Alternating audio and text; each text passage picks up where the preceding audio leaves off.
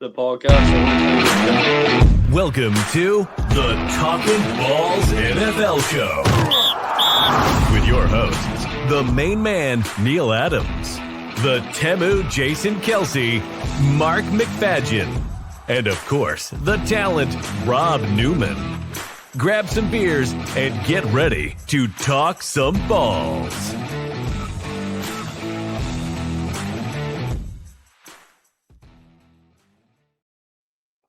Episode of Talkin Balls. As you know, Talkin Balls is powered by Gameday Hospitality, Belushi's Bar, King of the Hill, and Bust on the Ball. I'm your host, Neil Adams, and I'm joined, as always, by my lovely bearded co-hosts in Rob and Mo. Joyous gents. That was weird for me, mate. I don't like that you recorded your own voice. You're Mate, better at doing it yourself live. You know what I mean? It saves me having to remember all that stuff. Do you know what I mean? Let's just have You to do press it every week, though. I know, but I just have to press a button, and because John, we're joined by John, by the way, who is the owner of Gameday Hospitality, our sponsors. But you probably don't, you wouldn't see this, but every time we're doing this, I ask Mark a question, and while he's answering, I start the podcast. So Yeah. I was gonna say 3 weeks in a row now. It's really starting to please me. So I think I cleaned up my beard too much to be on your show, so I should have let it grow out a little bit more to fit in with everybody else. But Well, we have let ours grow out because me and Neil are going to get ours done professionally on Thursday to look good for all you guys down in Dublin. Saturday, Sunday. So Hold on. You guys have got a beard date. no, just the same. Just happened to be the same day. happened to be the same day that we booked it. You know. Different places. Happened to maybe be. it's like couples massages. They have couples beard trimming now or something. Yeah, Absolutely. I'm for that, Rob. Let me know. Let me know if you're up for it, Rob. I'm up for it. As strange as it sounds, I'm still gutted I'm missing out on it. But yes, Well, I'm looking forward to it, to be honest, because I am. Even my manager and work, or like my day job there, was like, "When are you getting a haircut?" I was like, "Thursday. Leave me alone." Like You know, he's starting to notice too. So yeah, It's football season. It's you don't need the Sean McVay perfectly manicured beard all the time. You just need yeah, to show true, up. true. Ball, you get a little rough playoff beard style and just let it rip. well, that's it. Well, here, John, you are founder of Gameday Hospitality. Let our listeners know a wee thing about them. Tell everybody about them. Started Game Day Hospitality about a little over 9 years ago now. We were trying to create the best tailgate experience in Buffalo, like place to go, all you can eat and drink, just show up, hassle-free tailgating. And now we've evolved it into 12 NFL cities. We host every single week. We do a lot of away events, a lot of college football events. We do travel packages, experiences, corporate hospitality events.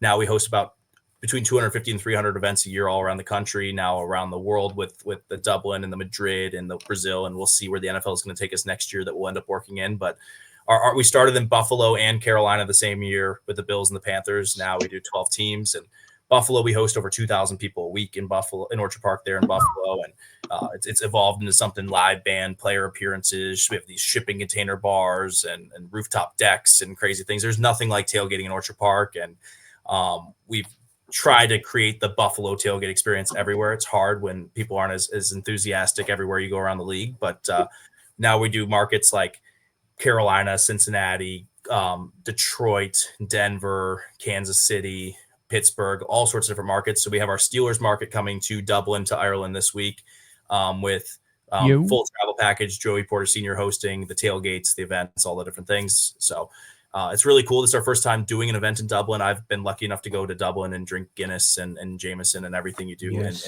in Dublin. I think it's maybe the most Americanized, like closest to America city in Europe, where you can go like party, drink, everybody kind of gets along. You don't really get the like, oh, look at those Americans over there. So I'm excited to some of these other countries kind of look down on you, but I feel like in Ireland, they just want to drink with you and have fun and the music and everything. So That's all we want to do. Dublin multiple times, but we're excited to bring the NFL and the football experience and everything that comes around with game day to Ireland. And I think it's going to be a no-brainer stop every single year for the NFL moving forward.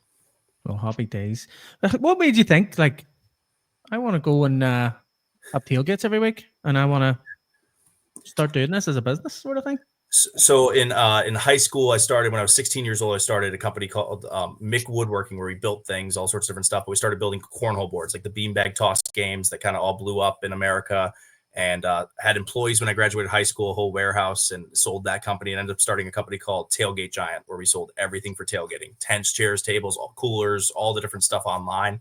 So we was one of the top sellers of tailgate gear for a few years, and then just kept getting asked to sponsor these events, these tailgate events, experiences, pregame parties and stuff. And I was like, I could do this so much better. So started that about 9 years ago. Kind of got rid of the retail kind of during COVID 2020, but kept the game day going. And now it's a machine. We're growing our staff very quickly. We're getting ready to do the World Cup coming up next year. Most of the cities for the World Cup in North America. So we're not just football. So I know everybody's talking. We can talk about other balls too, not just the footballs. But we have the World Cup coming up in Mexico, Canada, and the U.S. So we have a lot of those cities where we're doing these pre-match events and tailgate events and experiences. We do a lot of the concerts when they play at the NFL stadiums and things like that. We do the tailgates for. So it's not just the NFL, but the NFL's our baby, like college football. Football is everything that we've started with. And you just show up, pay one price, all your food, drinks, everything, entertainment, player appearances, the whole thing's all in one place. And once people do it, they're like, why do I drag all my stuff out, try to set up in the parking lot, try to like make sure the grill is out before going to the game so my car doesn't burn down, all that fun stuff everybody has to do. And you guys in Europe don't really get that experience. It's kind of walk into a pub. Never been to a tailgate in my life. Yeah, and it's an experience you guys got to experience. I think we have Eagles fan, we have Jets fan. What's the other? Seahawks. Okay, we got Seahawks fans. Those are decent tailgating cities. I mean, like all of those. MetLife, you might be sitting there for 2 hours after the game trying to get out of there. I unfortunately was at that Giants-Chiefs game Sunday night, so I had to watch Mahomes win, which is my least favorite thing to do in all my life, is just watch Mahomes or Brady win a game. So, well, Mahomes was 0-4 in non-Bills games when I was there in the last however many years. So I'd seen him lose to the Bengals, lose to the Chargers, the Raiders, and the Packers when I was in person. So I thought I was his kryptonite. So I went on Sunday night thinking he would lose, and the Giants are just too bad to actually deliver on that. So my friend from Kansas City was there with his 2-year-old daughter who's like 3-0. So I think she just has more power than I do. So she offset me. So that's the same with me. Every time I watch the Jets, they seem to lose, which is every time. Yeah. It's a tough start to the season for both of the New York, New Jersey teams and the Giants and the Jets. But the only team that's actually in New York, the Buffalo Bills, is 3-0. So they're holding it up for the state of New York. Well, that is true. Yeah, they're like a silent dig there. I'll tell you what, Josh Allen looks like he's on for another MVP season. He's playing out of his skin again. Like he's what's crazy. If you want to start talking Bills, we can. The Bills have played one good quarter of football all year. They played one good quarter of football all year, and they've like dominated these teams. Like Josh hasn't had to be Superman. Josh, besides that fourth quarter against the Ravens where he had to come back, he's just been taking what everybody's giving him, and he's playing smart, taking what he gets football, and he hasn't tried to. I mean, that Jets game, he didn't even have a touchdown, and we won by however many points. Like he's not even like trying to do that. And like you start looking at the stretch the Bills play: home against the Saints, home against the Patriots, at the Falcons, bye week, at Carolina. That stretch leading up into that Chiefs game, there's a lot of winnable games. And when you start to look at the other AFC contenders, like the Ravens and Chiefs are now 1-2. And they both play each other this weekend. So you have 2 1-2 teams. At best, they're going to be 1-2-1 if they tie. So like one of those teams has to lose this weekend, most likely. So, and they have really hard schedules. I think the Ravens have to go play the Lions and some of these other teams in the next couple of weeks. The Chiefs have to play the Lions. Like there's some tough games coming up for those other 2 teams. So the Bills are in a really good place to hopefully finally get the 1 seed for the first time under Josh. And let's hope that last ever football game at the stadium in Buffalo there in Orchard Park, the last ever game, there's the AFC Championship in January, because that'll be a lot of fun. And I'm going to rip my seat out of the stadium as we walk out against the Jets. I'm already starting to look at the hardware sizes of like what kind of bolts I put in my seat, because it's coming out with me when that AFC You're taking the seat with you. Oh yeah, it's the last ever game at the stadium. If they don't offer to sell us them ahead of time, the seats are going with us. Yeah, 100%. Just bring your spanner and your. We're helping them with the demolition. We're saving them money. Yeah, I'm glad you said this here, John, because I was actually going to do a hot take where Josh Allen hasn't played overly great this season. He hasn't had to. Yeah, because like against the Jets, he passed for 148 yards, and none of them were passing touchdowns. Most of them were rushing touchdowns from James Cook. Yeah, I mean, so one of my favorite stat. If you go back the last 12 games with Josh Allen, Josh Allen has 30 overall touchdowns and 1 interception. No fumbles, 1 interception. So Mr. Turnover Machine, the last 12 football games, including the playoffs, he has 30 total touchdowns and 1 interception. So he's just been playing really good football.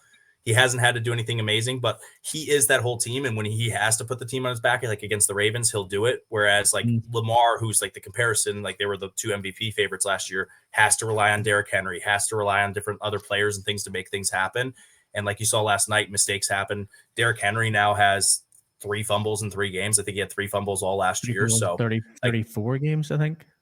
Yeah, or something like crazy, like the last however many games. Like, so he's becoming a problem there.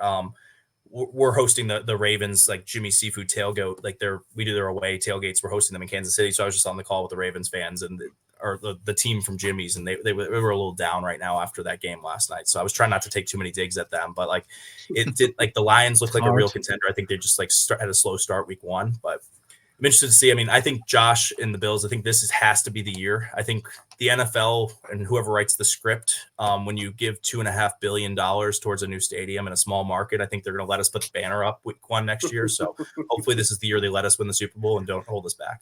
So you think it's written in the stars that the Bills have to win it this year? Always.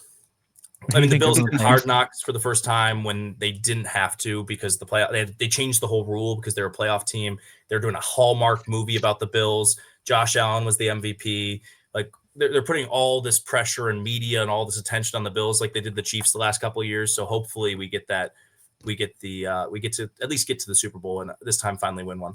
I keep telling all the Lions fans that like you guys can go to your first Super Bowl. We'll get to win our first Super Bowl, and everybody in the country will be happy. Like the Bills over the Lions. Like I don't know who hates a Bills first Lions Super Bowl. Yeah, I would like to see that. I would love that, to be honest. That'd be great. Someone different than the Eagles and Chiefs.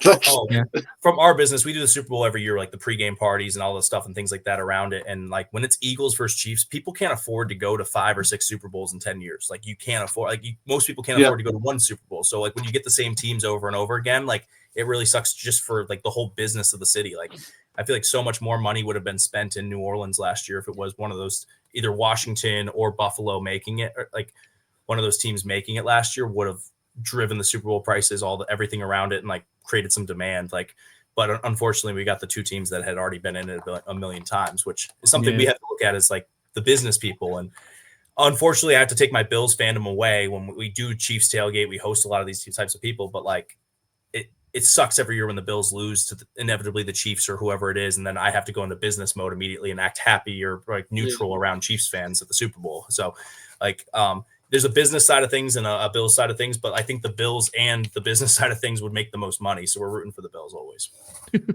It's like me coming on here and talking about Aaron Rodgers. I mean, as a Jets fan, he's the only starting quarterback playing Rodgers this week. Played well. At least he's the only starting quarterback playing in Dublin this week. So we'll see what Carson Wentz can do for the Vikings. I think Carson Wentz can throw a 100-yard pass, or he could throw the worst interception you've ever seen him break his ankle. So you never know what you're going to get with Carson Wentz. Yeah, he put 48 points up there last weekend. So 48. Yeah. Yeah. If he plays the God again, you guys are all going to the game. Yeah. It should be an interesting. I mean, it should be an exciting one. Like some of these Steelers games Steelers and Vikings, I feel like are 2 of those teams that can be either really exciting or really boring. And like it depends which team shows up that week. So I've seen both teams play where it's like the Steelers can be one of the most exciting teams in football, or they can just be this like that Patriots Steelers game was boring. Like both teams wanted to lose last week. Boring football. Yeah. So we'll see which team shows up. Cautious. Like, I'm not sure how you guys feel. I mean, as a former Jets fan, you probably don't feel great about Aaron Rodgers right now. You probably want him to fail. But I hate him. I hated him before he came, and then I was like, I had to like him because he was there, and then he left, and I hated him again. But he says that, but when he was there, he was like, "We're going to the Super Bowl. That's it. We're winning. We're winning." Our year. I was told, and I bought the Aaron Rodgers jersey and everything. So, yeah. I was at that. I was at the Achilles game. So I was at the which somehow my Bills still lost in overtime to your backup quarterback, which is the craziest part of that game, because the Jets season should have been over after 3 plays, but instead they somehow won that game. Yeah, and I thought Zach Wilson was it again. Zach Wilson. It was either Zach Wilson or Mike White or one of those guys. I don't remember who it was, but I don't want to remember that. But all I remember is waiting for my Uber and all the people doing the JETS Jets chant. And I ended up walking back the mile to my hotel instead of waiting around those fans celebrating happy, because I can't stand watching happy Jets fans. Oh, we were in Neil's the bar in Neil's garage, and the fourth down happened, and obviously the injury happened and stuff like that. And I've never seen a man more defeated. Like Neil was What? so defeated. That's it. And then Zach Over. Wilson comes in, gets the win, obviously, and then he was like, "Oh, still on. We're winning the Super Bowl. Zach's back. He's the pick we wanted in the first round." And that lasted one whole game as well. So, yeah, Yeah. it wasn't great for you. Playing sailing. Yeah, I've been sort of like rethinking my my choices in life after this season with the Jets. How are you feeling? Like, what do you think what's your current expectations for the Jets? How many wins can they possibly get to this year, being 0-3 right now? 3. Who do you think they're going to beat? Don't even know. Dolphins. I think they're going to beat the Dolphins. They might beat the Dolphins twice and the Patriots once. Yeah, and that's it. I mean, there's some games on there. Like, there's a lot of I'm looking at it from our business perspective right now. And like, we're looking at the Panthers. Like, the Panthers won a big game this weekend. They won 30-0. Nobody expected it, and they're 1-2 right now. But their next games are like, they go at the Patriots. They play against the Dolphins at home. They play the Cowboys, who aren't that good at home. Then they play at the Jets, and it's like the Panthers could win the next 4 games, or they could at least win 2 or 3 of those 4 games. So it's like the Panthers might all of a sudden be back in the playoff race if they have 4-game stretch that's very winnable. So some of these teams, like, they get in these stretches where there's these easy, quote unquote, easy games if they can like deliver as a team. So like, but any of those games could go either way. Like, the Jets could beat the Panthers, you never know. So like, it's just depending on which team shows up that day. Yeah, the Jets show up every time. Perfect example. Yeah. Perfect example of what you're just saying there, John, is the fact that the Panthers won 30-0 against the Falcons at the weekend. Nobody expected that. So that the Browns beating the Packers, maybe the worst team in the league, beating maybe the best team in the league. Like, I think that was a little surprising for a lot of people. All those blocked kicks and things all at the end of that witching hour, the last couple of minutes of those games, I think within 2 or 3 minutes, so you had 3 exciting. kicks. I rarely get to watch like red zone and actual football on Sundays, but we were setting up for the Giants tailgate and actually got to watch the end of all those fourth quarters of the 1 o'clock games or whatever time it is for you guys. Those are 6 o'clock games. Yeah. Like, that's so right. You had a pilot TV set up at the tailgate, didn't you? Oh yeah, always. Awesome. Yeah, you always have to have TV. You got to be able to watch the games. Come on. I can't wait for this. Even our spaces where we don't have TVs, if one of my teams are playing or something, I'll go buy a TV just to have like a lot of our markets got their first TV because I had to watch a Bills game. So we always have the TV set up. Like, we have. So I don't know if the red zone goes international or not. Do you guys have red zone over there? Yes, we do indeed. Love it. Yep. Yeah, so like, obviously, like, the Scott Hansen red zone is great, like being able to watch all of the games online. But yeah, so on Sunday we had the Jets game on one TV and the red zone on the other TV. So all those New York Jets fans that wanted to watch that miserable, but they almost came back and they almost won that game. So on blocked kicks and craziness, but Baker was a little pissed off, and Baker was on a mission there with that fourth quarter drive. That last game he was pissed off because the Jets defensive coordinator cut him from Panthers, didn't he? Or something he says. Yeah, I think he was the Panthers coach, right? Yeah. So he cut him from the Panthers. So he's like, "Oh, I'm here for that guy." Yeah. I mean, Baker's turning into a really elite quarterback, and you go back to look at that 2018 draft, and I mean, besides Josh Rosen, who I don't know who is like working somewhere, who knows, bagging groceries or something. Yeah. Everybody else in that draft. I mean, you had Baker go, you had Sam Darnold now get a big contract with the Vikings. You had Josh Allen obviously go to the Bills, Rosen, whatever, and then Lamar Jackson. That first round of that draft you had 2 MVP quarterbacks, Baker, who's looked really good, and then Sam Darnold, who's kind of bounced around a little bit, but now got his first big contract. So 4 of those 5 guys have kind of delivered, which is very rare. I feel like in the NFL, there's usually a lot more misses. And what's crazy is a lot of those fans, including a lot of our Bills fans, not me, but a lot of the Bills fans wanted Rosen out of all those guys, which is crazy how no matter how talk of the Jets taking him hindsight, too. It looks stupid, but like going into the draft, he looked like his dad's a brain surgeon. He's so smart. He went to whatever UCLA. He's going to be great, but like, it's so hard to predict. And like so many of these GMs, like if you pick the right guy, you can have a job for life in a lot of these places and you make millions and millions of dollars. If you pick the wrong guy, you go back and demoted and you never get a job again as a GM. So it's just like a 50-50 call. Sometimes you get one of these first round picks, quarterbacks, and you pick the wrong guy. I mean, look at so many of these teams that have picked wrong. Like, you'll always be remembered as the guy who picked Josh Rosen. Oh yeah. And then the next year they took Kyler Murray. Like after 1 year, they're like, nope, we have to take another top quarterback. Exactly. This guy. No, he's definitely not the one. Yeah, and I think they fired everybody, and then a new GM comes in. They're like, I don't want this guy. I want my own guy. So like that's how this goes. And like, look at the Jets or even the Giants. Like you had the Giants, like Daniel Jones. They thought he wasn't the guy, and now he has better stats through 3 weeks than any 3-week stretch Peyton Manning's ever had. And what is going on with Daniel Jones? I don't know. Like we thought the Colts were going to be the worst team in the AFC, and now they're all of a sudden one of these top tier teams, and they're looking really good. Technically, if the playoffs started today, they're the 1 seed. They have more points and stuff than the Bills. It's Colts then Bills in the AFC. So it's just kind of crazy out of nowhere. In America, we have the Madden cast. I don't know if they send that out, but ESPN does the Madden cast on Mondays. I heard it, So it's Peyton and Eli kind of talking, having conversations during the game. And they brought on Daniel Jones last night. And Eli's like, how does it feel to be the best quarterback in Colts history already? Giving a shot at Peyton. He's like, seems like you already have the best stats ever. Like there's no other quarterback from the Colts that compares. He was just taking all the jabs at his brother in front of Daniel. But Daniel goes, I don't know about that yet. Like, let's settle down. But like Eli always has to take a shot at Peyton whenever he can. So that's kind of one of those crazy things that can happen in the NFL. I think if you went back and told people that the Colts would be 3-0 and the Chiefs and Ravens would be 1-2 right now, a lot of people wouldn't. Like you probably get plus 50,000 odds on that. Like the gambling would be crazy on the. I don't know. Probably could have bought a new house off of that bet already. Like even Colts fans, whenever we were going into the season, once they says Daniel Jones is a starter, they were like, "Oh, are you serious?" So we're giving up on Anthony Richardson. Yeah. See now, week 3, everybody, who's Anthony Richardson? Who's that guy? We don't care.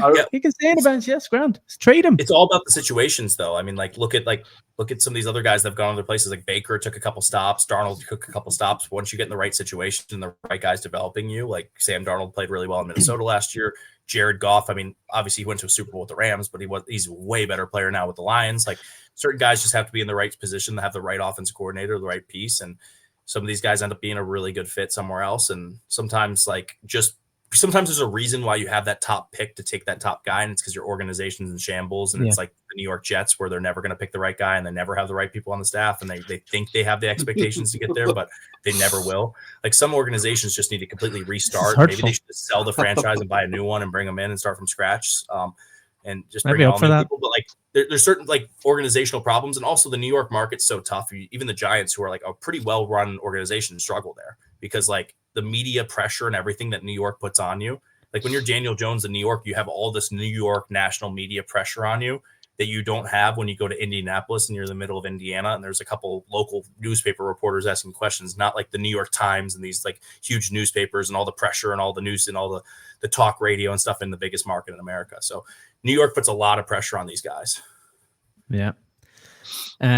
What do you think about Jackson Dart getting the starting job in New York? I mean, I think Russell Wilson's time to retire. I think he's over. Like I don't think he looked very good last year. I mean, I was hoping they could follow through. I mean, the end of that Chiefs Giants game the other day, like where they do the pass interference on, like you can't give Mahomes a third down pass interference all the way down to like the 10-yard line, like recovery there when it was a tied game. Like the little things, like there's so many opportunities the Giants had and Russell Wilson just couldn't deliver on that. And I think it's time to get the young guys start. I think they play this week they play the Chargers. Next week they play at the Saints for the Giants. So like they have a couple games where Chargers are 3-0. Chargers look like they might win the AFC West right now.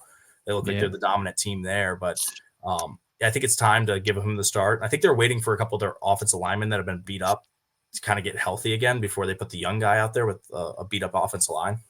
You think they were maybe waiting for the easier games before putting them in?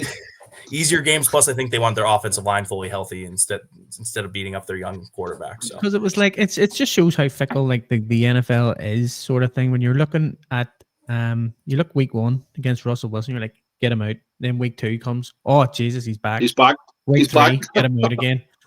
It's like I thought that we'd wait until week 6 to get Jackson Dart in, no matter how bad Russell Wilson. I thought that give him 5-6 games and then put Jackson in. You know, playoff hopes are over, are very, very slim at this point. Let's put the young man in, give him a go. But from what I'm seeing, they might be pulling the trigger a lot earlier than we all expected. See, I think they're pulling this trigger because they've got trade calls from the Bengals for Jackson Dart or Jackson? for Jameis Winston? For Russell Wilson. Oh, no. Jameis Winston, if the Bengals are Bengals. going to trade for a quarterback, it's going to be Jameis Winston. Jameis Winston will be the most fun with those Bengals receivers and everything. Jameis Winston will throw for 50 touchdowns and 50 interceptions, but it's going to be fun. Like, you want, like, the guy, Jameis Winston has the highest ceiling, but also the lowest, like, floor. Yeah. But, like, if he's, like, on fire, like, Jameis is, like, very talented. He'll at least be interesting and funny. Like, if you're not going to go get the old washed up quarterback when you get the fun, entertaining guy that with those receivers in Cincinnati, like, why wouldn't you get the guy that has the ability there? He just hasn't had those big receivers. Like when Jameis Winston had Mike Evans and some of these receivers, he can make some magic happen. I mean, he had that one year where he had 30 touchdowns and 30 interceptions in the same year. Yep. Did 30-30. Like, it's fun and entertaining. And like, Jameis Winston will win more games for the Bengals than Russell Wilson will. You think so? Oh yeah.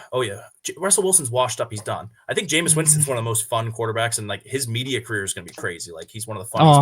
100%. 100%. He's going to be such a media personality whenever he leaves. Like, I don't know why he hasn't retired already. You get a multi-million-pound media deal. Like, yeah, but I mean, if you're going to get paid $10 million to be a backup quarterback or $8 million to be a backup quarterback every year, why wouldn't you do it? And like, there's no pressure. And right now he's the third stringer technically. And like, New Orleans this year around the Super Bowl week, I ran into him probably 3 or 4 times, like around town. And like every time he was just like joking around, like everybody wanted to be around Jameis Winston. Like, you have every NFL player really in town, all the famous people, all that stuff. And everybody's just like, where's Jameis Winston? Like, he was doing food reviews, all this different stuff all over. And he's going to be a very funny. And like, he was on Super Bowl opening night, the Monday night there, I was there for like the Chiefs and the Eagles interviews and all that stuff on the field and stuff. And he was joking around with everybody. Like, he had all these inside jokes and stuff behind the scenes. And like, he's just going to be one of those really funny guys. He asked Shaquan Barkley, "Hey, I'm out of work this year. Where should I go?" Yeah, exactly. Barkley was like, "Go to the Giants." Exactly. There's all those opportunities. And I think I think you're getting close. I mean, he's a Fox guy. So I think you're going to see Terry Bradshaw retire soon. And there'll be Jameis Winston probably stepping in. You're going to have like Jameis Winston and Gronk joking around for the next 40 years. Awesome. On Fox. Oh, I can't wait for that. Like, I can't wait that Jameis retired, like, and goes on to it, because whenever he was at that Super Bowl doing it. But until then, he can go win 6-7 games for the Bengals, keep him alive until Burrow comes back. See, I don't know if Russell Wilson will sit behind somebody. You know what I mean? He'll want to go somewhere, whereas Jameis will sit behind. I mean, I don't know if he's going to have a choice though. Yeah. It's just like the year was Russell Wilson was only with the Steelers 1 year, right? Just last year, because he was still getting paid by the Broncos like $40 million, and the Steelers were only paying him $2 million or whatever. So he doesn't care if he's the backup or not. Like, he didn't care when Justin Fields got in those games. Like, who cares? I'm getting $42 million. Yeah. Well, that's true. Like, whenever you've got that sort of money, you don't really care, do you? Like, you'll get set anywhere. His wife's doing okay too. So Sierra has a little bit of money too. So he'll be okay. Like, that household's not going to struggle. So. So, John, tell us all about what's going to be happening this weekend. Yeah, so we got the first ever Dublin NFL game. I'm excited. I was there for the Notre Dame Navy game a couple years ago for the college football, and like that environment. Obviously, Notre Dame being the Irish and the fan base, built-in fan base was there. But the Steelers have been kind of like the Rooney family's very, very Irish, and they've been wanting to play there forever. This was supposed to happen in 2020. It was supposed to be this first Steelers game in Dublin, but it got cut because of COVID. So they kind of got back to it now. So that's a little inside little baseball there. But it was supposed to happen 5 years ago. It's finally happening now. So I think by the way, the Chiefs just asked to play in Dublin next year. They're like, I don't know if we get to pick our game, but the Chiefs asked to play there. I don't know if I want to deal with Chiefs fans in Dublin, but Chiefs fans aren't great at traveling, by the way. I mean, that's a shot at you guys, but like they're just content staying home. They haven't had to travel really in the playoffs. Like, they're not like, they're a big fan base, but they're not really good at traveling. I think some of these other fan bases will be a lot more fun in Dublin. Like, the Steelers will be a lot of fun. It'll be interesting to see how many Vikings fans show up, because they do have at Dublin and then at London. So you get that double dipper back-to-back weekends. Yeah.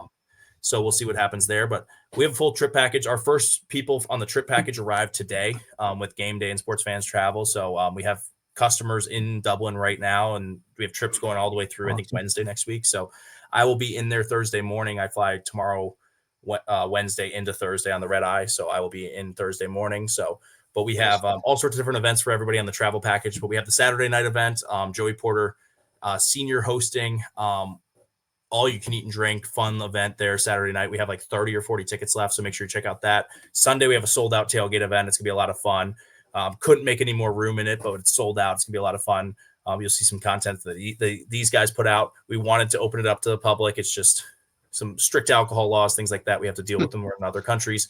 We'll try to figure it out for next year. I mean, Hopefully we get a really fun team there next year. Hopefully we can see kind of how the flow of events go. Until you see the first one happen in a city, it's kind of hard to figure out exactly where the opportunities are. So when we go on these trips, we're not just drinking, having fun, and going to football games. There's a lot of work that happens behind the scenes, a lot of scouting things out, a lot of seeing all the different opportunities. People look at my Instagram and they're like, "Oh, you're just gonna go fly around, go to football games and drink," and that's like 2% of what I do.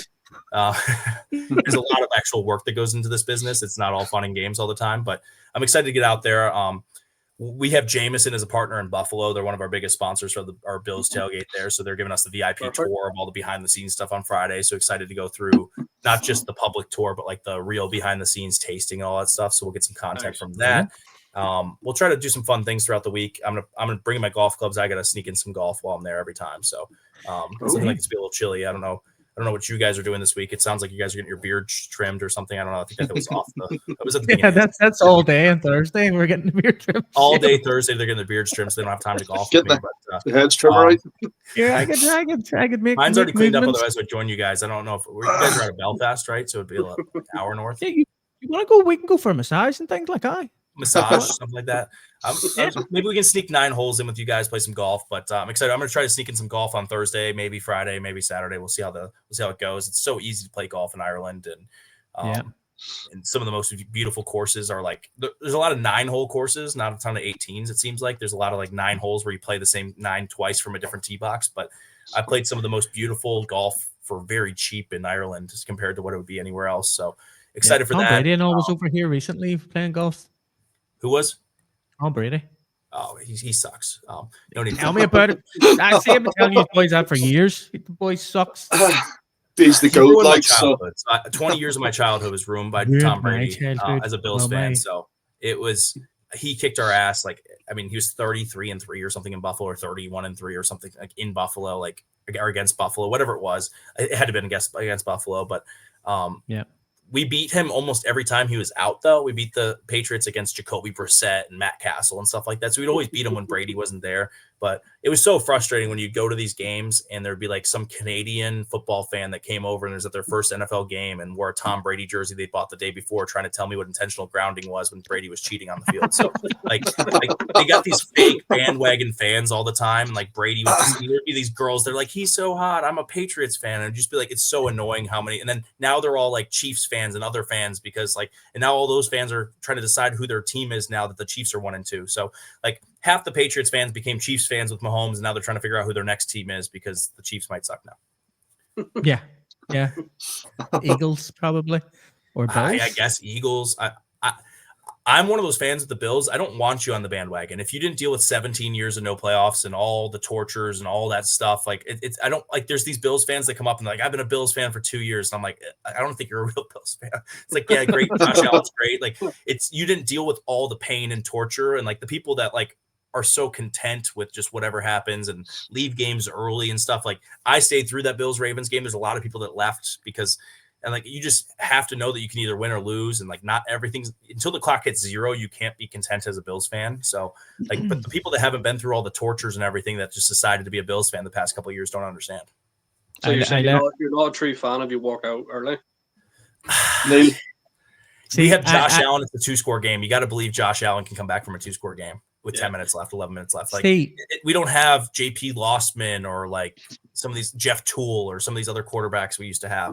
Like we have Josh Allen. We have the best football player on earth right now and the most talented guy, and he's going to make things happen. And you got to believe that anything can happen in a football game. And the Ravens tend to blow fourth quarter leads. I mean, you look at the last couple of years, they tend to do something stupid or fumble or this or that or throw a pick or something in the fourth quarter. They do it all the time. So you got to believe that we have a chance. And I would say half the stadium stayed. So, but there was also a lot of, to be fair, there's a lot of Ravens fans that were there that were leaving early thinking they won. So it wasn't all Bills fans. One of the craziest pictures I have is the Bills Chiefs playoff game, 13 seconds left, and us celebrating and Chiefs fans crying leaving the stadium because they think they lost. So like you never know what's going to happen in football, even with 13 seconds left. You see, I left the game early. I went over to San Francisco to watch the Jets play the 49ers, and they were losing 23-3. And I left in the fourth quarter, and I was on the bus waiting for everybody to come back and go, and it went into overtime, and they won. Yeah, you can't leave football games. Like, I'm a big Yep. proponent of like, yeah, you're gonna sit in traffic or whatever, but now if it's not my team, I'm leaving early. Like, I left that Giants Chiefs game early the other day. I'm getting the hell out of there. But like, when it's my team, I'm not leaving early. Yeah, the wife gave me a lot of shit for the rest of the trip. You might have been the jinx there, though. I mean, they only scored a Did field you goal leave her while we there? were in the building, so you might have been the problem. No, she was Have you like, ever seen the "Oh, you Jets shouldn't have win a left," game sort of without thing. What? Have you ever stayed through a Jets win? I've or is never that- seen a Jets win a game. I went to see them 3 or 4 times, and I have never seen them win. No, 5 That's what I'm times saying. because As we're soon as you included in left, New they're York. like, he's gone. We can win London. now. Like, Yeah, you're the probably. problem. That's what I'm saying. I probably shouldn't go watch them because we might went be to the see them problem, twice. Went to see them twice in London as well. And the one time I went to them in London, I had Kyle Pitts on my fantasy team as well, right? And they were playing the Falcons, and Kyle Pitts has generationally just been shit, right? But that one game against the Jets, I decided to keep him off my fantasy. And he got 2 touchdowns, about 30 odd points in fantasy, and I kept him off. And the Jets lost that game also. So it was a great day all round for that. There's a video of that one, John. It's me, Mark, and Neil all went. That was our first ever NFL game, and just before we started this, actually, and I was panning the whole stadium. It was just as Cal Pitts scored caught the touchdown, and as I got the Neil, and his face drops, and he goes, "I forgot to put him on my fucking fantasy team." I just start bursting out laughing because obviously he's upset that his team's losing, but also he took out the player that's scoring the 2 touchdowns and lost like 12 points. So there was no good things happening to me that day at all. I So think who are the you rooting order for this definitely weekend? follows Like, you. who are you rooting for Yeah. this weekend in Dublin, so I know who to root for, who to place my bets on before I leave America? I'm rooting for the Vikings because I hate Aaron Rodgers. Okay, so I'm gonna put like There $1 you go. million on the Steelers win this game. I also Yeah, bought a Steelers. Steelers jersey as well, so I don't Responsibly. know what way you want to work this because I want the Vikings to win, but I've also bought a Steelers jersey because we're going to this Steelers event. Yeah, that's You know? understandable. See, I don't wear other teams' jerseys. I avoid it like the plague. Like I'll wear like subtle colors or whatever, but I try not to wear other teams' jerseys. I've worn a Steelers jersey once. Mitch Trubisky's like my dad's cousins, like whatever it is. It's like And now he's a fifth Bill. cousins or whatever. So we call him Cousin Mitch as a joke. So when it was Mitch Trubisky versus Bailey Zappi 2 years ago in Pittsburgh, Thursday Night Football, Patriots, Steelers, I wore a Trubisky jersey, and I got more Steelers fans giving me shit for wearing a Trubisky jersey than Patriots fans. They're like, Mitch sucks. And I'm like, he's my cousin. They're like, we don't care. Like, I've never met him in my life, but we just joke. Love He's that cousin guy. Mitch. He's somewhat related, but like, so that's the only time I've ever worn a Steelers jersey. Is I have a Steelers Mitch Trubisky jersey as a joke. But yeah, you won't see me wearing the other team's jerseys usually. But no, I mean, you're going to a Steelers event, so you got to do what you got to do. Are you going to the Jets in London? Yep. Okay, so who are they playing again? They're playing the Broncos. Broncos. Okay, so I'll just be sure to bet on the Broncos that day. Bet, probably- yes, bet on the with that- Broncos. Yep. With that 100%. Broncos defense, it's probably another game that they're going to lose, to be honest, because their offense Yeah. isn't exactly firing on all cylinders at the minute. The Jets, that is. Well, Well, I didn't hear that as one of the They games he won thinks the Jets can win. So I'm going to definitely bet against the Jets on that game as well and make sure there. And then I'll be in. Also, if anybody's in Europe, we do have more ground options and tailgate options for Madrid. So we're doing Washington versus Miami, Madrid. So we do have the tailgate going on sale here shortly. We will have a lot more tailgate options and stuff than Dublin. We don't have the restrictions we have in Dublin. I'll be there for that in November. So we got a couple months away, a little over a month and a half away. So that'll be a fun one, hopefully. I mean, it looks like it's probably going to be a Washington blowout at this point, the way the Dolphins are playing. But the Dolphins also kept it close to the Bills last week. So anything can happen in the NFL. The Browns can beat the Packers. The Dolphins can be tied with the Bills in the third quarter. Anything can happen in the NFL. So, but if you're going to Madrid, we have an option for that. It's going to be a fun game as well. Yeah, as I said, if the Dolphins' offense starts clicking, 2 years ago they were unbelievable. So yeah, to be honest, they could definitely pull one out against the Commanders in Madrid. So yeah. It's going to be an interesting game there, so we'll be there for that. And then if anybody's coming over to America, we have 12 NFL cities. Check it out, Gameday Hospitality, and we have like at Gameday, like every city. You can follow like Gameday Pittsburgh, Gameday Buffalo, Gameday Charlotte, like wherever you're looking for. We have the social media for your teams, and you guys have done a great job creating some content, collabing with us on. You guys get to breaking news stuff before we do. I don't know. You guys are faster on it with the Ireland over there in Ireland. Twitter. So Twitter. You guys are 5 hours ahead, so you get everything 5 hours earlier. That's it. Yeah, we're ahead of you. Yep. But You want the lottery numbers? the lottery numbers. If you can give us the winners, it'd be great. Maybe I can place it before I leave on my flight tomorrow. So, but yeah, it's gonna be an interesting weekend. Any suggestions you guys have, shoot me a text or whatever. Like I want to experience the real deal Ireland. I've found some good sneaky steakhouses and different places to get drinks and stuff in Dublin a few times there in the past. But any suggestions, we're always open to. But I hear we'll let you know a couple of places. Yes, no bother. Like, but John, you're a Bills fan. Oh yeah, Mark has a lovely wee Bills quiz. He would like to see how much you know about the Bills. Okay. So, don't embarrass me. From the half an hour conversation we had with you, I'm kind of nervous for my basic trivia you're question. gonna have to give him harder questions. My brain's so fried right now from just football season, so you have something easy that just slips my mind. Though I mean, at this point, when I landed in Dublin, it'll have been 12 cities, 4 countries in the past 3.5 weeks. So I've been all over the place. When do you sleep? March. End of February, March. I was going to say there at the start, you have obviously football season and you have the soccer season. Like we have a bit of a downtime at the end of the NFL season. When is your downtime? We're mostly football, but I mean, I generally, as soon as the Super Bowl is over, I have a flight either back to Buffalo to go to a Super Bowl parade that I cancel every year, or I have a flight to go on a ski trip. So I usually go for like a week ski trip right after the Super Bowl. I have both options there. Hopefully this year I'm going to get drunk in Buffalo for about 4 weeks straight, celebrating a parade. That's the goal there. I always book a flight to Buffalo from the Super Bowl city, never a flight home, because I just assume I'm just going to be on the streets in Buffalo partying for the rest of my life when we finally win one. But generally, February, March is a little bit more chill. But this year we're preparing for World Cup, which will be in June. We have a lot of things with our sponsorship cycle for all of our brands and things we work with, and it's a full production and a full company. We have full staff and people working full time, so you try to get a little bit of downtime there. Generally, March is when I can go travel and I think I'm going to accidentally go over to Europe for a couple of days or this or that. Like somebody has to use the airline miles and the hotel points and all the stuff from traveling all year. So you try to go send them over. Places. What? Send them over to us. If you travel as much as I do and earn those things, and you actually earn those things sitting in those seats and stuff, it's hard. Yeah.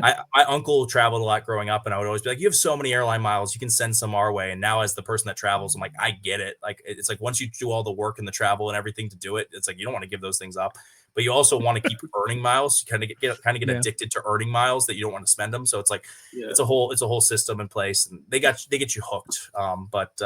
No, we'll see what happens in the off season, but usually March, and then we get March Madness. We do the Final Four for March Madness college basketball, so we do the Final Four usually first week of April. Some Masters stuff. We did some F1 stuff in Miami last year. We do a bunch of random stuff. We did WWE's WrestleMania last year in Vegas. We're going to do it again this year in Vegas. So it gets, once you get towards April, it gets busy again, and NFL schedule comes out in May, so we have to be prepared for all of that, and then we have the World Cup in June, July next year. So it's going to be, there's not going to be as much of an off season. So I'll try to sneak out in February and March and try to go. It sucks because you go from traveling all the time to like being at home, and you're like, I want to go travel again for fun. But you have to balance like having a routine and being in your bed with like wanting to go see cool places. Do you get much for the MLS over there? Like, would you do tailgates for the MLS, or is there no much? We really only do here in Charlotte, and it's for big games. Like we have Charlotte FC for MLS. They play at the Panther Stadium, so they play at the NFL Stadium. So they like sell Is that the one Wilfred Zaha plays for? What? Does Wilfred Zaha play for him? The English guy? No clue. I have season tickets and I couldn't name more than 2 players, so no clue. I live here in Charlotte, so like we have the Panthers and the Charlotte FC share the stadium there. So they sell like 30,000 tickets for soccer most games, and they sell 75,000 for the Panthers somehow, even though the Panthers suck. But soccer, when Messi comes or some of these games, they'll sell the whole football stadium. So they have like, I think 3 or 4 of the biggest MLS games ever have been here in Carolina because they have the bigger football stadium. So you can get some crowds, but it's more of a like kind of like Europe where people pop in the pub or the bar for 2 drinks, park in a parking garage, and then walk to the stadium. It's not the NFL where everybody's tailgating for hours. So we try to do it. We have the MLS All-Star game coming up in Charlotte in July. It's right after the World Cup, like the week after the World Cup. So I think everybody will be thinking soccer, your football, our soccer. Like everybody in America will be hyped up. So we'll try to make something out of that. And Charlotte got skipped for the World Cup, so they're not a World Cup city. So I think a lot of people will be excited about that MLS All-Star game here. So, and especially because it's Messi playing and some of these big names. Yeah. So Yeah. And he was here last weekend, and I completely forgot. That's the thing. Once football season starts, like American football season starts, I can't think about it. I forgot to sell my tickets for Messi versus Charlotte last week because I'm like, it's football. And then I see a score update, and I'm like, oh, I probably should have sold my tickets this week. So once football season starts, I can't think about soccer. Oh, wait, well, we'll get started on this quiz. This is have you got a name for it, Mark? The title is Fun Buffalo Bills Trivia. So let's get started with that.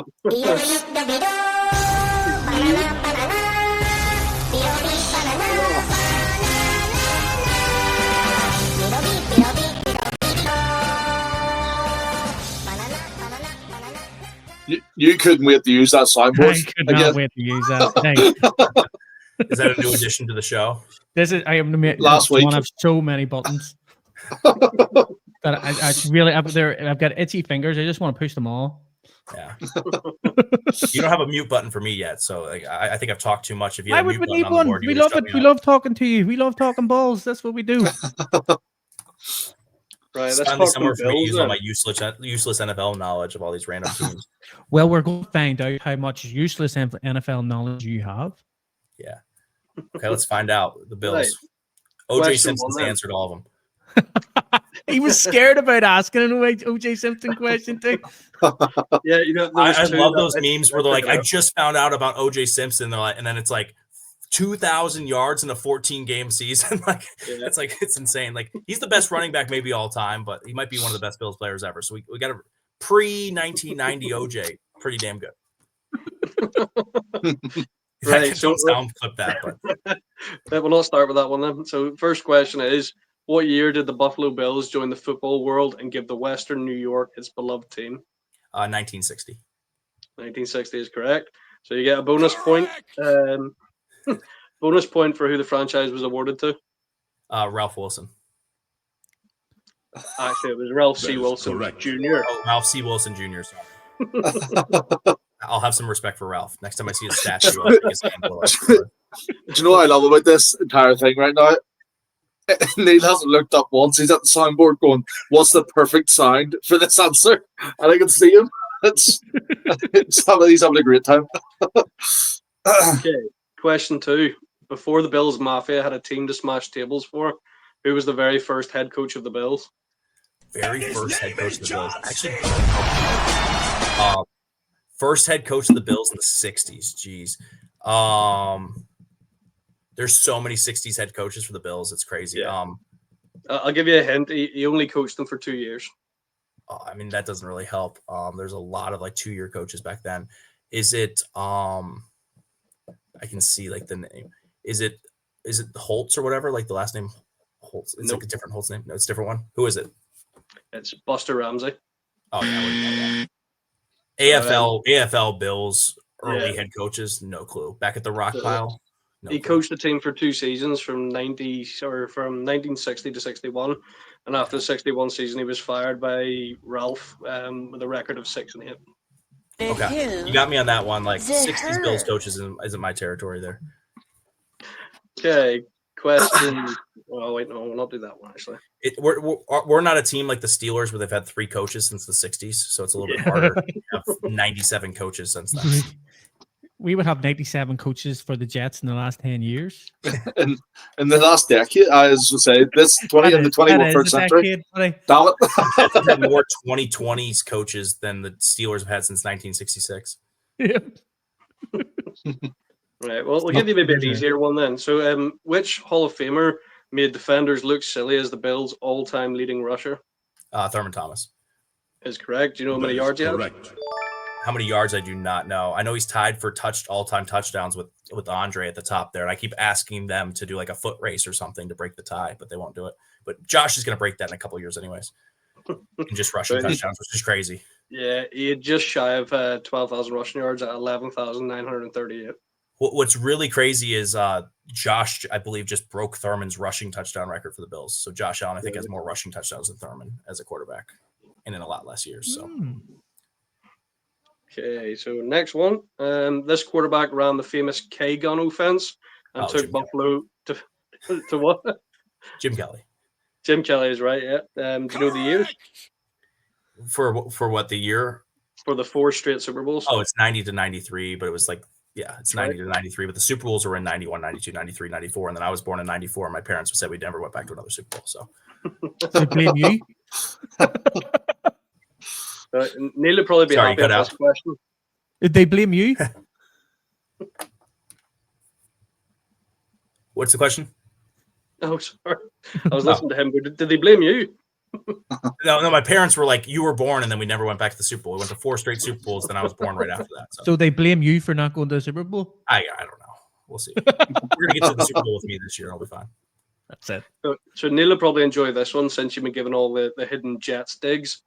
So this one They're not is very hidden. They're very direct jet sticks. Yeah, they're so Super Bowl 25 is remembered for one painful phrase, and that was wide right. Who missed that field goal? Scott Norwood. Is correct. He missed a Against 47-yard the Giants, field goal. not the Jets, but yeah, another New Jersey team. 47-yard field goal. The final seconds, and the Giants went on to win 20-19. So that day was my uncle's 19th birthday, and he turned 19 that day, and the Bills scored 19 points. And he's like, "Why couldn't I turn 21 today?" And the Bills would have won the Super Bowl. So that's a little fun fact there. Shout out Uncle Chris. Now you're definitely going to get that question, so we'll skip that one. I'll take the easy ones. This one's actually quite good because there's a nice wee note at the bottom of it.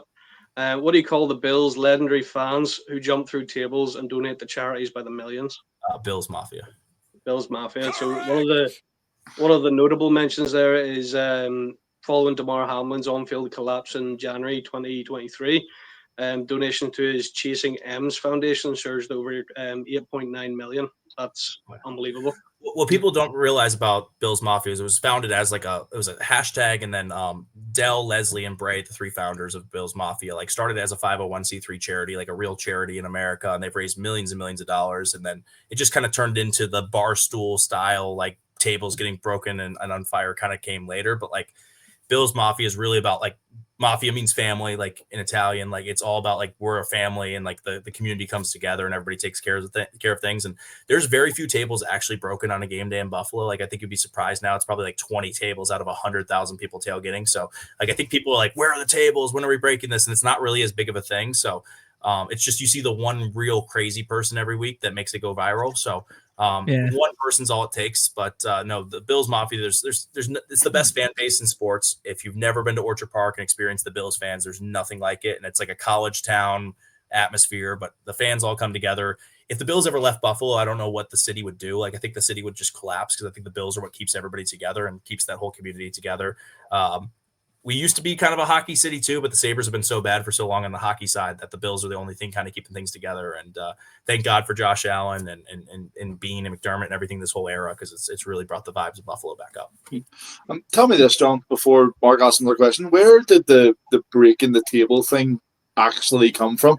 I actually don't remember the order. It just kind of happened one year. And I feel like it was in the end of the drought when the Bills were bad, people just started doing dumb shit essentially at the tailgates and stuff. And I remember when we broke the drought in that 2017, January 2018, I remember it really being a thing because people were checking their folding tables on the flights to Jacksonville for that playoff game. And had Bills Mafia spray painted on folding tables, and they're checking them as bags on the plane. But I don't remember exactly how it's just something that kind of appeared. That's how a lot of this stuff goes. One person goes viral doing something, and then somebody has to one up it. But it's kind of died down in the recent years. But now it's you get the fake celebrities. You get the CBS pregame show guys with the pre-broken tables in Buffalo, barely going through the duct tape tables, trying to look cool. And it's just kind of gotten dumbed down. So, but I'm with Josh. I've never gone through one. I will go through one at the Super Bowl parade. Josh Allen's agreed to go through one at the Super Bowl parade when we finally win. So I think everybody's agreed they'll just go through a table at the Super Bowl parade. So that's what we're rooting for. That was my next question too. I was going to say, have you ever done it yourself? No. We have 1 or 2 tables break a year, and it's usually some away fan that comes in and thinks they can just break our property after buying a $60 ticket and breaking an $85 table. And it's if you want to do it on your own, fine, but don't break our tables. And they can't have 1,000 people in Buffalo. We can't have everybody looking to the nearest table and breaking all of our shit. You're just right. You know what? So when I was looking into the charitable donations, most of it is unbelievably wholesome, which is fantastic to see. But what I also seen a vibe of was they would have donated to like certain players' foundations that sort of were the root cause for the Bills winning. So like if Harrison Butker missed a kiss or a kick, they would donate to his charity, which I thought was there's amazing. been like I think we It's like donated top-level to sarcasm. we donated to the Ravens tight ends charity last year after he dropped the ball. Like there's like a lot of that. Like one of the most fun ones of those is when the Bills made the playoffs for the first time in 17 years, Andy Dalton beat the Ravens that day to clinch us. So the Bills had to beat the Dolphins and the Bengals had to beat the Ravens. And Andy Dalton came back and beat the Ravens that day. They didn't make the playoffs. We made the playoffs. So Bills fans donated well over $1 million to Andy Dalton. And the next year, the Bills played the Bengals in Buffalo, and he came running out of the tunnel for warmups, and he got a standing ovation by all the Bills fans. I think it's the first time anybody's ever cheered for the opposing quarterback coming out of the stadium. And he ended up donating half the money back to like causes in Buffalo, like half in Cincinnati, half in Buffalo. And I actually saw him. He's now the Panthers' backup quarterback, so I saw him here in Charlotte a couple months ago. The Savannah Bananas, that's kind of going crazy. That viral baseball thing was here in Charlotte, and I was on the field after the game, and I ran into Andy Dalton. I was talking about like the Bills and all that stuff and how much like we appreciated him getting into the playoffs. He's like, yeah, I'm never going to have to buy a drink or food or anything in Buffalo ever again if I'm ever there. He's like, people just love me there. He's like, they got us out of the playoffs. And then I work out at a boxing gym here, and Mike Tolbert, who played for the Panthers, the Bills, and the Chargers, owns the gym, and he played for the Bills for 1 year, and it was that 2017 season where we made the playoffs. So he takes credit. He's like, the Bills couldn't make the playoffs, then I came on the team as a backup running back, and we made the playoffs. So he takes credit for it, but there's all sorts of different stories coming out of that, but that was the kind of the beginning of it. And then we had the first year of Josh Allen the next year and didn't make the playoffs, but we haven't missed the playoffs since then. So lucky use. Hopefully we'll just yeah. Any more trivia or I've got a couple more here if we've got enough time for it. Yeah, maybe one more Mark could do, because then more. we're going to go cut good calls and talking balls. We'll do a quick good calls and talking balls after that, sure. Okey-doke. Right, so the last one I've got here then is, which wide receiver earned the nickname Mr. Reliable for his clutch catches in the 90s? Andre Reed, Is correct, yeah. who just hosted our home opener tailgate in Buffalo, and he's probably been to 6 of our Bills tailgates now. So I think he's probably in the first place for the most tailgates attended by a former Bill. So Andre's a great friend. He's an awesome dude. So Love that. God damn. Well, I would say you've won that there, John. That quiz Absolutely. there. I only know the first head coach in Bills history. Now I know it. Podcast there. So congratulations on our Bills quiz. We'll get you a pint whenever you're in Dublin. Pint of Jameson. Yeah, That's it, something. A pint of Jameson would be great. Just a whole would you thing drink of, a pint of Jameson? Have you ever heard of a Dublin car bomb? I've heard of Irish car bomb, but I'm assuming it's the same thing. Is it the dropped in? Sort of. Well, you drop the whiskey into the Guinness. Yeah. Oh yeah. I know it differently. So when I do an Irish car bomb, it's Jameson the bottom, then half pint of Guinness filled up just above the top, and then Baileys, and you bomb the Baileys in it, and you take it that way. They're actually deadly. Like that's a problem. Like your stomach's gonna be messed up for the rest of the day. But I think they're tasty. I actually quite enjoy them. So, I'm not a big beer drinker, but I'll drink Guinness when I'm in Ireland. I think that's one of the few places I like drink beer. I'm more of like a whiskey type drinker, so I'll drink a lot of Jameson. I'll sneak in a couple of Guinness, but I try to avoid car bombs and mixing all that type of liquor all together in your stomach. But well, that's a I good don't choice. know what you guys call them compared to like I know like the PC culture now. I don't know what they call them anymore, but a lot of people don't say Irish car bombs anymore or Dublin car bombs. So I don't know. Yeah. They have like new names for them. I don't remember what it's called. There will be somebody that would be offended by that, I would assume, but we're not, so it's okay. Yeah, okay, perfect. Yeah, so we'll see. We'll have some sort of drink at some point. When do you guys get down to Dublin? Saturday morning. Okay. Yeah.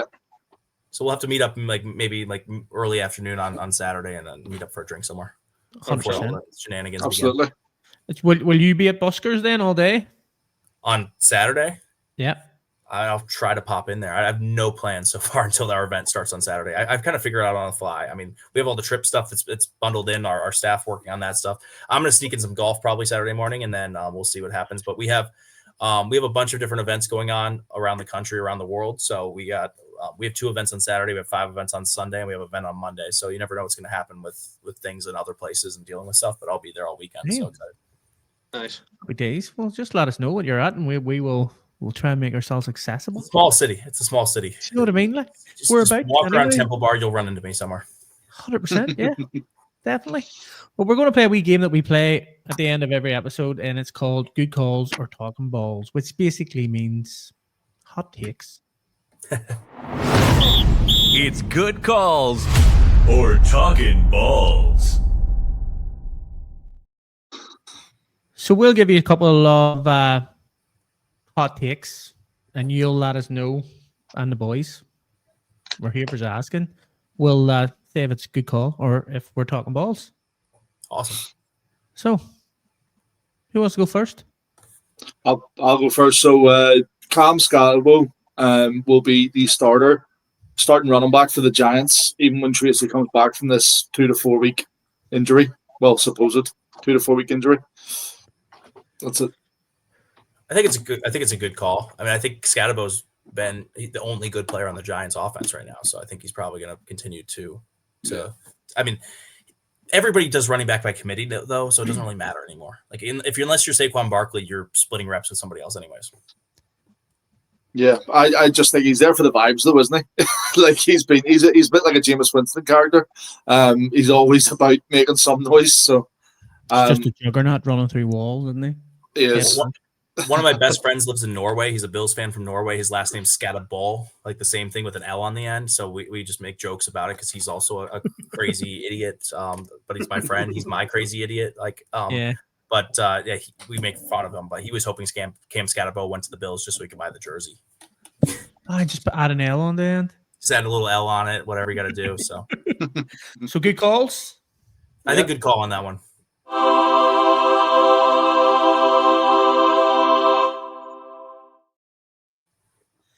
So I have one, and it's from one of our viewers. It's from Jay. The losers of the Chiefs v Ravens next week won't make the playoffs.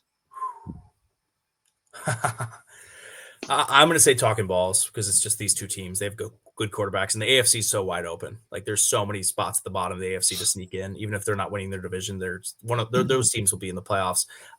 As a Bills fan, like I hope the Chiefs miss the playoffs, but as somebody that needs to sell tickets in Kansas City for tailgates and stuff, I mean, we hope they win a couple games, I guess. It'll be fun to see. I'm rooting for the Ravens this weekend, so we'll see what happens. But I think it would be really fun if they tie this weekend. They're both 1-2-1. I'm with John on that one. I don't. At the very least, the Ravens and our Chiefs will be a wild card.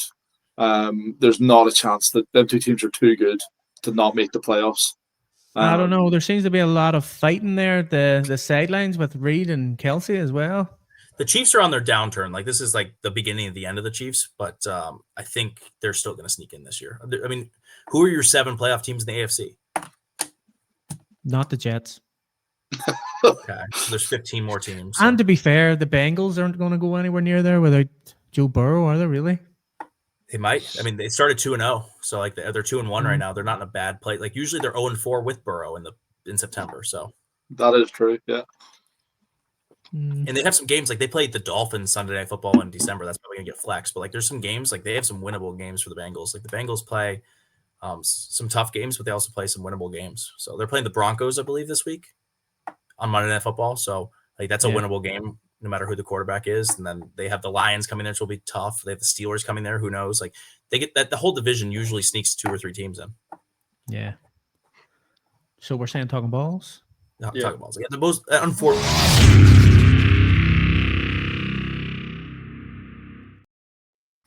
I have quick fingers, John.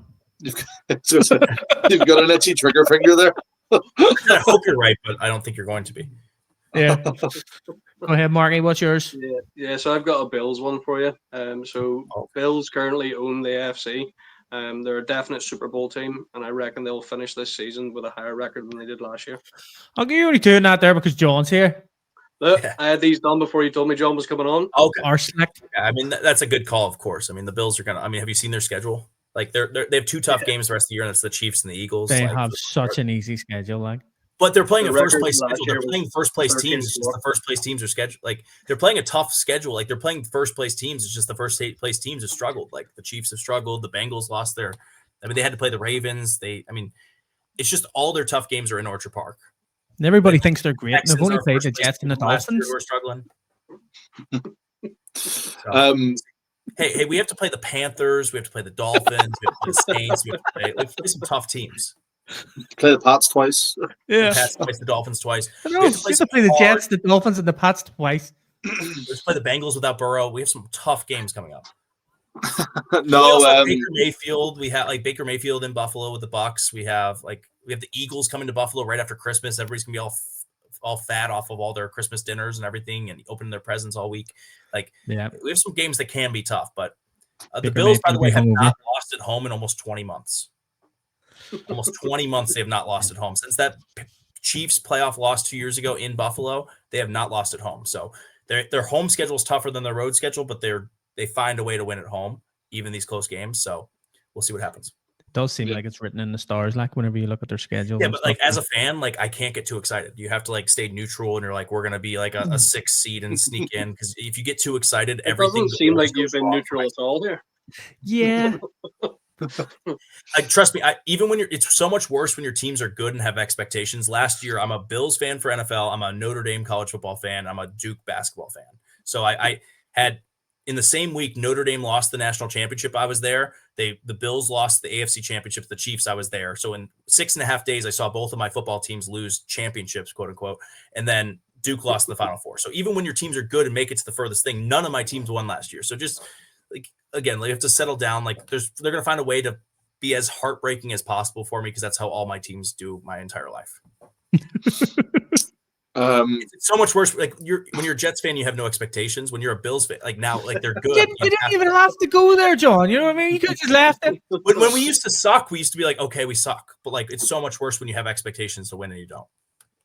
Yeah, but Neil always has the expectations. So, and I love to watch them be destroyed. It's great. There's so much hope that goes in. You know, whenever you have Darnold, and then you sign Darnold, you draft Darnold, you go, well, he's the second coming. Yes, first season shade. Second season, you go, this is it. No shade. Then third time, And then, okay. even this season, he was like, "Oh, do you know what? I'm just going to be like, play it cool. We're going to have an okay season. You know, maybe finish third in our division. Maybe go for a wild card. All this stuff." That first game against the Steelers, bit of a shootout with Aaron Rodgers. Steelers. Oh my God, the Jets are class. Their defense is amazing. They're so exciting. Can't wait. You then- have Darnold now. How do you feel about Darnold? The jury's still out on that one. I'm going to be honest with you. I'm happy with. We're 2-1 at the minute. We've beat the Steelers. I can't even remember who we played this week, but we battered the Saints this week. How do you know who you played? I just remembered. Sorry, we battered the Saints by what, like 30, 40 points this weekend. I remember who you played. Like, it was 2 days ago. I remembered instantly. I can remember like 7 years ago's schedule and like who we beat. And, like, I was going to ask if you have an eidetic memory, though, John. No, I you just seem to remember dates, and it's just usually either very happy memories or very sad, like beaten into. I don't have happy memories. They're all sad memories for me. But also, like, we're in the business where we look at these dates over and over and over again with all the events and all the tickets we sell and everything we do for these tailgates and things that, like, when we used to have 3 or 4 cities, I knew every team scheduled down, like, to down pat. But like, now that we have 12 cities, I don't know it as well. But the Bills schedule is like in my brain, beaten into my brain right now for this season. It'll never go away. Like, I'll remember all the different years, the orders and all that stuff, because we just look at it over and over and over again more than even a regular fan does. Damn. But yeah, it's a good call. Good call.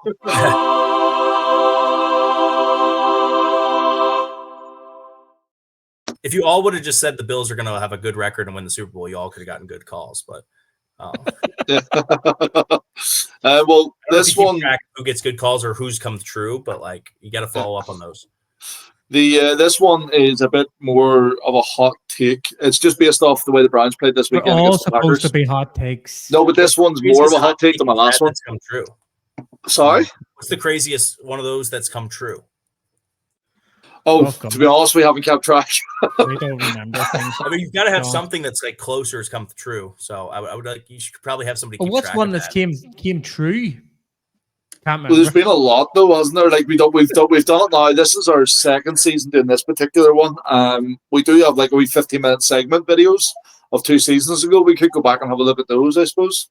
You do what like Part of My Take does, like from Barstool with their podcast, and like PFT takes one side, Big Cat takes the other side, and then they just say they're right every week. Yeah. No. You see, to be fair, We were right I about did this give first. people- Like we said that like so and so was going to do this. Like I says JJ Talkin' Balls McCarthy was was going to be right. shit. All take different opinions every week, and then you can just be like, we were right. Yeah. There was one. Before the season, I said JJ McCarthy was going to be shit. He's the most overrated QB I've ever seen. Like, guy hasn't even played, and everybody thinking he's a second coming. Throw away Darnold after such a great season, and then JJ comes in, plays one good quarter. Everybody thought he was a second coming, and then he gets injured again. And The good quarter was against the Bears. How it's done. Carson Wentz had to come in and show him how it's done. Carson Wentz and I share a birthday, so I'm going to root for Carson Wentz to have a good game on Sunday, and hopefully he can live up to the December 30th club. But we have some elite athletes in there with Tiger Woods and LeBron James, so we need Carson to step it up a little bit.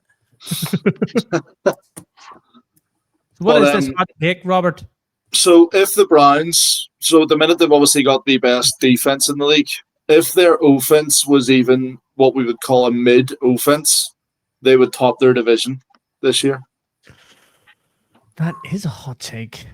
Mid Very offense, hot take. So you they're think still they're the gonna Browns. top- They're still the Browns. Yeah, so true. It's hard to like see it's hard to like envision the Browns being successful at something. So, I don't know. That's a tough division. They somehow beat the Bengals most of the time. Like they kind of have the Bengals number. They kind of accidentally beat the Steelers every once in a while or the Ravens. So, we'll see. I mean, I don't know if that's true. I mean, but like their You think offense. he's talking balls? If it was anybody but the Browns, it'd probably be right. I'd probably talking balls. Talking balls. What do you think, Mark? Yeah, I reckon he's talking balls.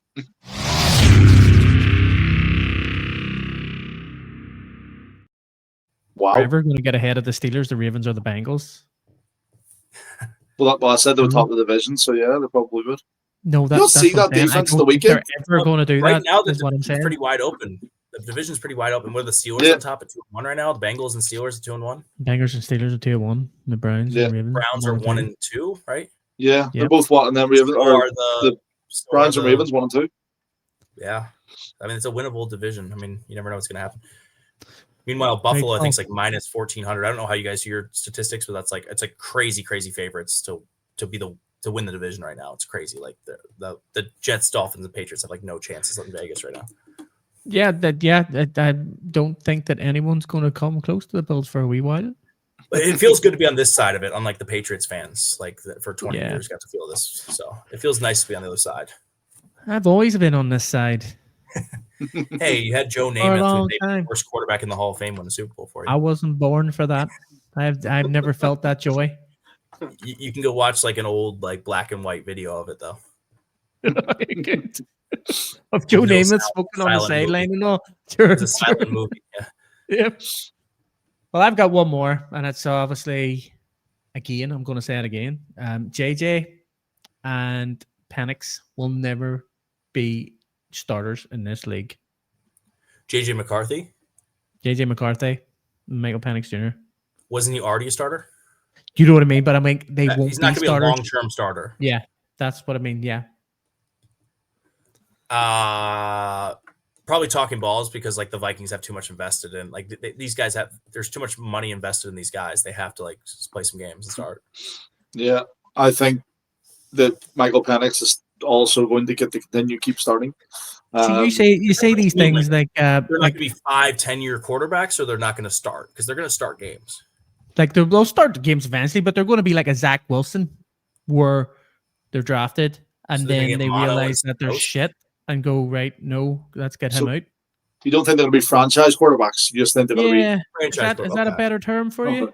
It's probably a better term because like they're going to start like games like. But they're going to start until they realize that they're not starters. Okay. You know what I mean? I'll give you that, I guess. I mean, I think the amount of jumping around that question you did there, that's just an automatic talking ball. I don't know. You changed what the answer was. So, I mean, they're going to be starters. That's like talking balls if you think they're not going to be a starter at some point. But if they're not going to be like true franchise quarterbacks, then I guess. Well, then they're not going to be true franchise quarterbacks in my eyes. They're going to be like. You're just after this good call, aren't you? Well, yeah, I'm trying to sell it to you. Because I just don't think they are. Because and you say that they've invested a lot of money in these people, but they are rookies still. Whereas the Falcons invested a lot of money in Kirk Cousins and then drafted Penix. Oh, So stranger things have happened. but Kirk Cousins also at the end of this contract, he's gone. Like, I doubt he'll sign another contract after this. Maybe like 30. He's one other year left after this year. No, that's what I'm saying. But it was a 4-year contract. They signed it last year, didn't you? Maybe Or was it 3 years? 2 years. He's 2 years after this year. So Cousins isn't signing another contract. So I know. Yeah. But if you're signing Cousins to that contract, you're not going to draft the QB in the first round to replace him at the end of that first season. And they did. Fair. No, well, I think you're right in regards to the franchise quarterback. Both haven't had good showings in their first 3 starts. So yeah, good call. It's the wording. It's the wording off it. It's getting you, John, isn't it? We'll just say good call for right now. I mean, it doesn't matter. You're not keeping track of it, so it's not like my stats. No, we'll keep a track of this one in 5 years. We'll be like, this specific one, John. I'm going to keep a track of it. Okay. Have a reminder on my phone every week. Hold you accountable for something. Mark, you're outvoted. Sorry, you didn't even get a chance at this one.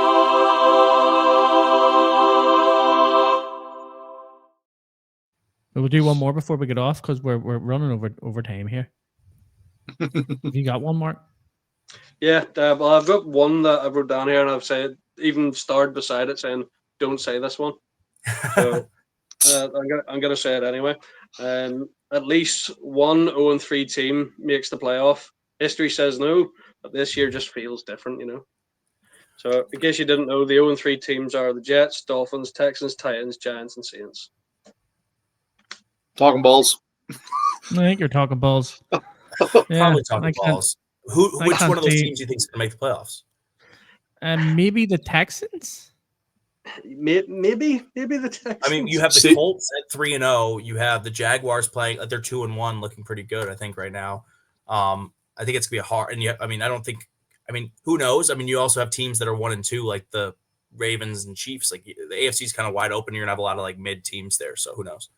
On the AFC side, the NFC side, it's not going to be it's not going to be the Giants. I think I seen a stat on this, and it's something like only 6% of teams since the Super Bowl era have actually made the playoffs when they've started 0-3, and I think one of the teams actually was the Bills. Oh, it's the Bills. Okay. Ooh. Yeah, you're trying to beat me. You're trying to beat me in to say the Jets, aren't you? It's not going to be the Jets. It's not going to be the Dolphins. It's not. I mean, if anything, it's the Texans, maybe. But like CJ Stroud looks like he's struggling there. Yeah. What were the other teams? What were the last couple teams on that list? Titans, Texans, Titans aren't making the playoffs. Giants, Saints. Yeah, no, none of these teams are making the playoffs. Talking balls.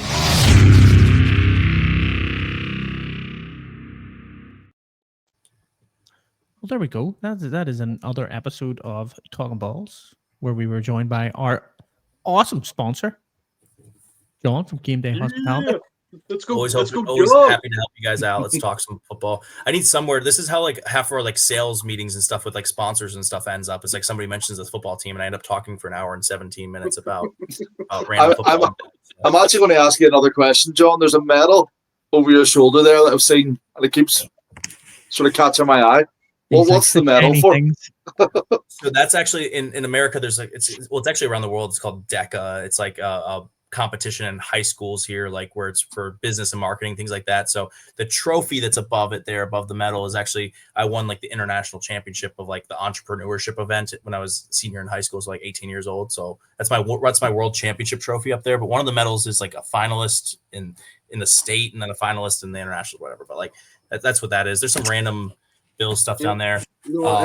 That's an unbelievable achievement. But I love how Rob went, what's that medal? And you went, what, you mean the big trophy above it? The cooler thing is all of the passes and stuff. We'll try to get it.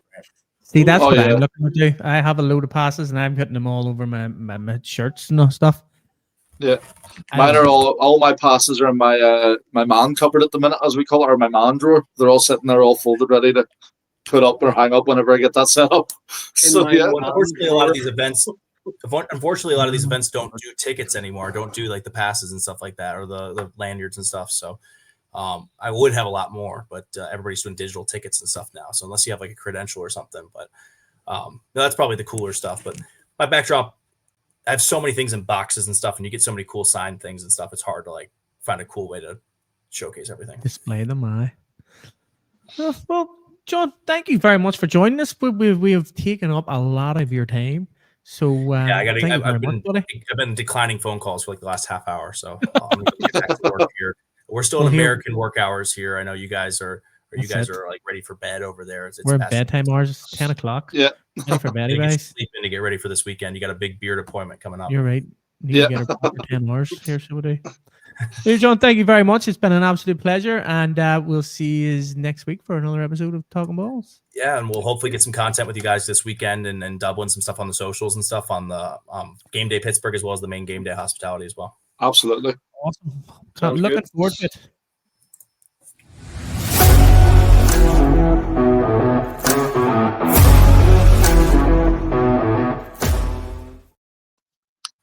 John, thank you very much, buddy. That was awesome. Yes, John, thank you, man. Second